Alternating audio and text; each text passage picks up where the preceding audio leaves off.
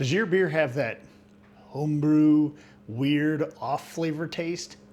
Well, today we're going to be talking about the top 5 off flavors and how you can prevent them in your next batch of beer.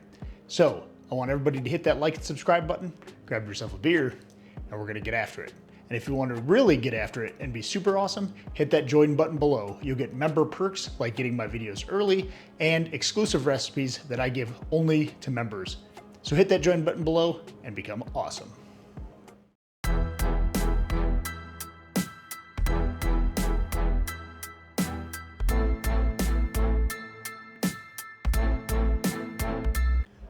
So before we go over the off flavors, you want to know what they taste like? Well, you can actually order a kit of off flavors that you can test with, say, a homebrew club or a bunch of brew friends of yours to kind of get an idea of what those off flavors taste like. So in those kits, you get a little vial like this, you mix it in with some light beer, and you can taste what some of the off flavors taste like. That's great for education, but I'm gonna go through the top 5 that you're probably gonna experience as a homebrewer at some point in your life, so that way you know if it's in your beer right now, or you can prevent them so you don't have those issues in the future. So here are the top 5 off flavors from less to more common. Number 5. Number 5 is Lightstruck, and that is described as a skunky, sulfury, or even a coffee toffee type flavor. So how is it created? Well, it's created when light reacts with hop acids and riboflavin in your beer. And so that's why a lot of companies actually use amber bottles and cans rather than the clear or green varieties, because this will help block out a lot of that natural light from coming in and ruining your beer. You may have tasted these in some other green bottle beers before if they've been exposed to light for a long period of time. If you haven't, grab one and try it out for yourself. Or I'd recommend not drinking it unless you really want to taste what that off flavor tastes like. Craft breweries are now moving away from glass altogether. They used to do a lot of growlers, and some still do, but a lot of them are going to cans, or crowlers if you will, and they seal out all of the light. So it's not even the little bit that can escape a brown bottle or amber bottle like this one. Number 4. Dimethyl sulfite, or DMS. This is described as cream corn, kind of cooked vegetable, or even sauerkraut tasting. S-methylmethionine is found on malt, and that's converted to DMS during the boil. You can prevent this by longer or more vigorous boils, so that SMM precursor is actually evaporated during those boils, and about 37 minutes specifically is the half-life of that. And to get rid of about 3/4 of it, you'd actually have to boil for 90 minutes. But a typical 60-minute boil brings those SMS precursors down below the flavor threshold for most people. And so a 60-minute boil is probably more than enough time to get rid of a lot of DMS. That's if it is at a vigorous and high rapid boil.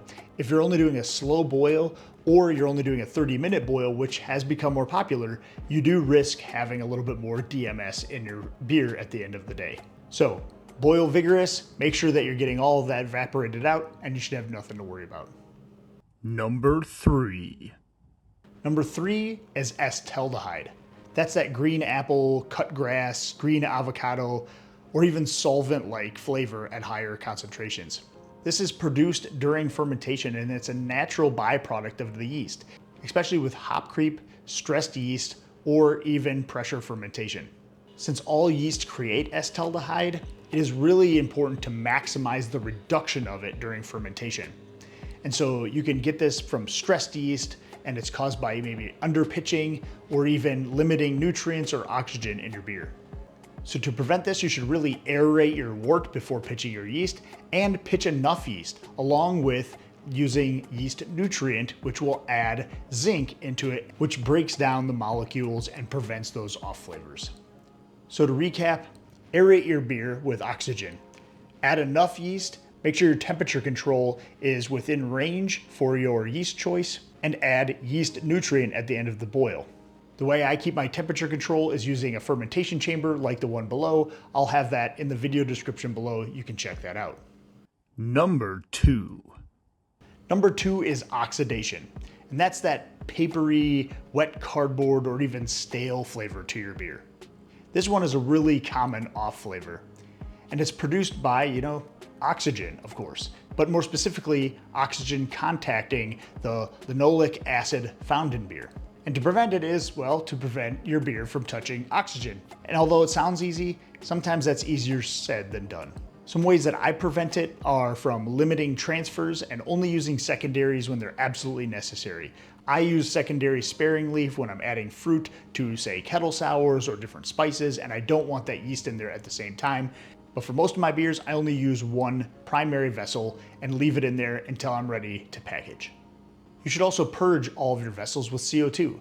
So if you're transferring to a carboy or bottles or a keg, push a little CO2 into those vessels first and try not to splash around your beer as it's transferring. If you've watched a lot of my videos, I also add 4 grams of ascorbic acid into my mash, especially for lighter beers and for hazy IPAs specifically.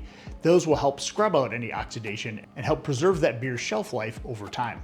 You should also try and do closed transfers. So to easily do this, you can set up a transfer line into your keg with a ball lock connection and then slowly open the top. A little bit of the oxygen coming in the top shouldn't oxygenate your beer as long as your keg is purged and the line is filled with beer.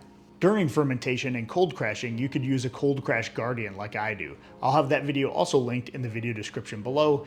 Essentially what that does is it stores some of the CO2 that's created during fermentation, and then instead of sucking back oxygen into the fermenter when cold crashing, it pulls some of that CO2 back in and you don't oxidate your beer. Number 1. Last but not least, and probably the most common off flavor, is diacetyl. And that's that buttery popcorn or butterscotch flavoring that you can get in your beer.